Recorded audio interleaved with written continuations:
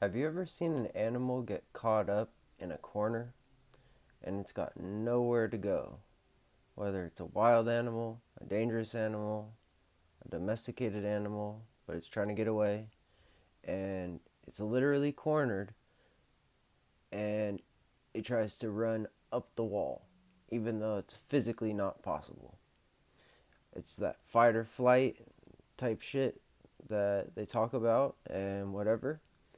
And, it's an animal instinct, I guess, just trying to survive.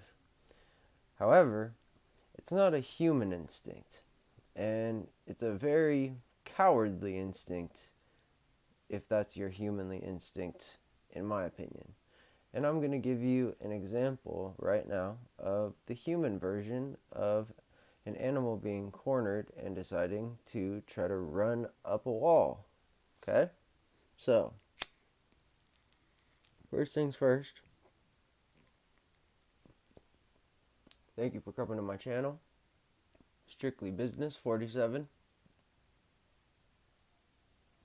If you could please subscribe, I would appreciate it. I always forget because I want to just get straight into the story. I hate people who do fat, long monologues. So I always forget. But appreciate everyone coming, new or old. You guys are what keeps me going. And if you could please subscribe to my channel, it would really mean a lot to me. I'll give you a shout out. You know, like, I would just appreciate it so the message can get further. So, anyways, we're going to go back to 2011. Okay? So, at the time, I was a senior in high school. Actually, 2010. 2010, because I didn't have my medical card yet.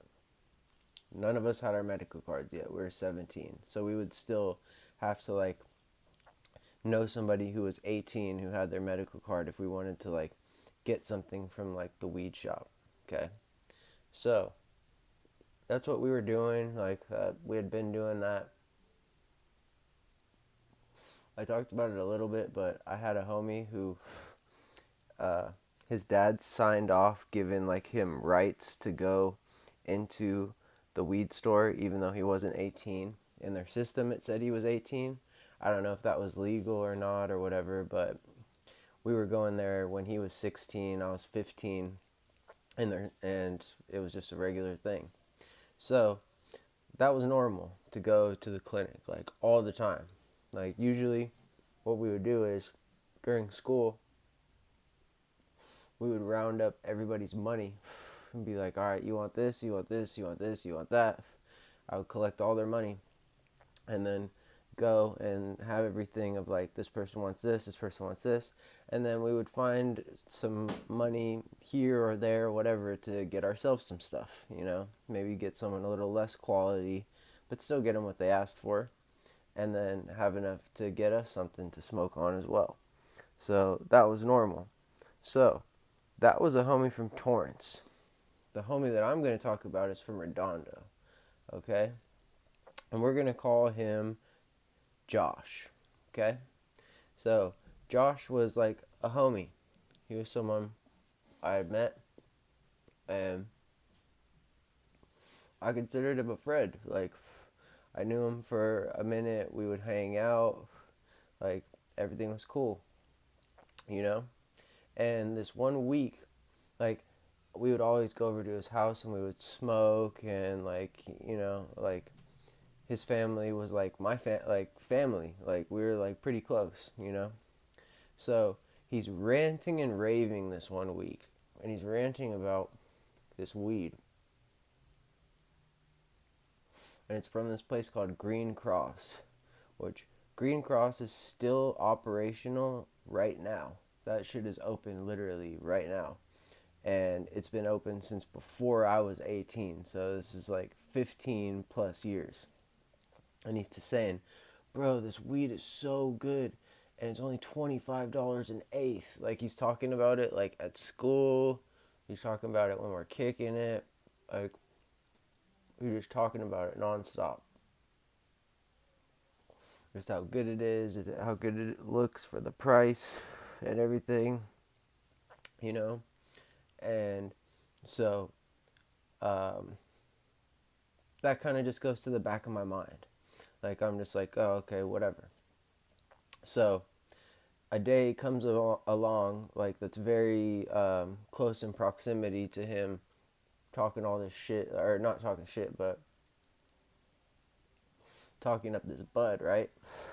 So he hits me up randomly one day, and he's like, "Yo, I'm going to the shop right now.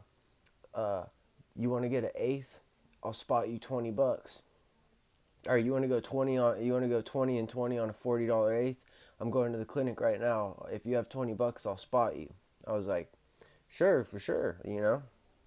Like, if you're gonna go and you're already almost there, I'm trying to smoke anyways. You know. So I was like, "Yeah, sure, go ahead." So I like wait for this fool to come back. He lived like not too far away from me. So he comes back, and it just so happened that like right after we meet up, and we roll up the weed, we smoke all the weed just in one sitting. Like, it wasn't something where it was like we split it up, like, all right, you get 1.8, I take 1.8, or you get 1.5, I get 2 grams. However, we were going to split it up. We just rolled up a bunch and we smoked it, like, just kind of in like one sitting. Okay. So after that, literally that same day, I hang out with one of my Torrance homies. Okay. And it just so happens that that homie of mine had just went to the Green Cross. And guess what he was ranting and raving to me about? The $25 eighth. And you might think this is petty, whatever, but it's more the principle of the thing, and you'll see. So he shows me like the $25 eighth, and I'm telling him like, dude, my boy's been telling me about this, blah blah blah blah. So I look at it, and I smell it, and I look closer at it, and I look even closer at it, and then I realize that's the fucking weed that I just smoked with my boy who said that he spotted me $20. So it doesn't take a mathematician to figure out what he did. He was going, and because I thought that I was going to have on a $40 eighth for $20, but in reality he bought a $25 eighth of that shit that he thought looked so good. So in reality, I spent the $20 for the eighth, and he threw down $5. So I knew that immediately. Like, it wasn't like, hey, I think this is what happened. Like, I knew. Like, I saw the weed like hours later. Oh shit. So, I saw it like hours later, and I knew that that's what that was. So I straight up called him out on it. And like, I wish I still had the text messages. I think I still have pictures of the text messages where I literally told him, I was like, bro, like, just like, be straight up with me. Like, I wasn't even pissed off. I wasn't saying anything crazy. I wasn't like being aggressive or anything. Like, I was like, yo, honestly, I remember saying this specific, like, quote. You can quote me on this. I said this. I said, dude, honestly, the most respectable thing that you could do right now is just be straight up with me and just say what happened. And like, it is what it is. Like, I'll respect you more if you do that. And this fool, I've given him so many outs. giving him so many fucking outs of like being like a nice chill guy, you know, like I don't like to fight, I don't like to call people. Like I have people to call, but like I don't like to like do that or like be known as that or anything, you know? So like I try to resolve everything just like by myself, or you know, I don't want to involve anyone. So he uses, I've never heard this used besides Clint Eastwood. He says, uh,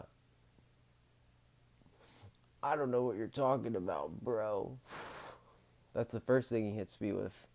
And then I'm like, dude, I was like, you were talking all week about this weed that's super cheap that you can get, that's a good deal and that nobody would know, like it would be a good come up, blah blah blah blah. And then like we smoke, and then I end up seeing someone like an hour and a half later. Like the person who picked me up from chilling with him had that shit on them. So I saw it so close together. Like that's how I know it was the same shit. So I'm telling him all this, and I'm just like, yo, dude, honestly, like you know, we've been boys for like a minute. Like honestly, if you just say what happened, like, you know, I'll like I'm not gonna make you say anything, but if you say it, then that's at least the respectable way to go about it, you know? And this fool, typical fucking animal scared fight or flight action, he tries to run up the wall and he calls me a spook. And I've, like I said, I've only heard Clint Eastwood say that one time in Gran Torino in a racial way, which confused me, definitely. Um, you could imagine. But he's like trying to say, we smoked the whole thing, you spook. We smoked the whole thing. You're tripping. You're tripping. And I'm just like telling him, I'm like, bro, it doesn't matter if we smoked the whole thing or not. We smoked the whole thing of what I'm talking about. Like, you know, you like lied to my face and just chilled and smoked like nothing, you know? And it's like, I don't give a shit about $20. It's the principle of the thing that, like, you know, that was like where I was coming from with it the whole time. I didn't care. I didn't want the money back. I just wanted this fool to admit what he did. So, honestly, I kept like this was going on over text, so it was like back and forth, whatever. And then eventually just enough time went by where like we talked over something, and I just kind of, you know, I've been in so many situations where it's like the bigger man walks away. And sometimes it doesn't always feel like that. A lot of the times it doesn't feel like that. But like in the long run, that's kind of what happens. So time went by. We talked. We chilled. We don't bring it up and talk about it or whatever. You know, I don't think we've ever brought it up after that happened. But he knows what he did, and he knows I called him out, and he knows like you know what I mean. I don't need his confirmation. It would have been nice, but I didn't need it per se. So like, you know, we'll still talk and stuff like that and whatever. But like in the back of my mind, it's just like I can't get that respect back for you, you know? Like I have a very good memory when it comes to disrespect. There's no expiration date on that in my mind. So like, yeah, maybe we'll chill, but like I'm not going to trust you. Like, you know, like I'm not going to like act like you're going to be there for me or something like that, you know? Like I'm not even going to expect you to pick up your phone. But you know, people eventually show their true colors one way or another, and sometimes you just got to be like fuck it, like, you know, try to move past it. And you know, you can move past it, but sometimes mentally you're still right where you were. And you know, you can smile and say this or say that or whatever, but at the end of the day, when your head hits that pillow, you could be feeling a whole different type of way. And that's just like emotions. That's not no female shit. I don't know. Maybe it is. Fuck it. I don't know. Sometimes I don't feel feelings, and then I feel them, and then I'm feeling feelings, and then I feel like a serial killer or something. So I definitely need to watch that. So, anyways, I hope you guys enjoy the story, and remember, don't trust anybody. Peace.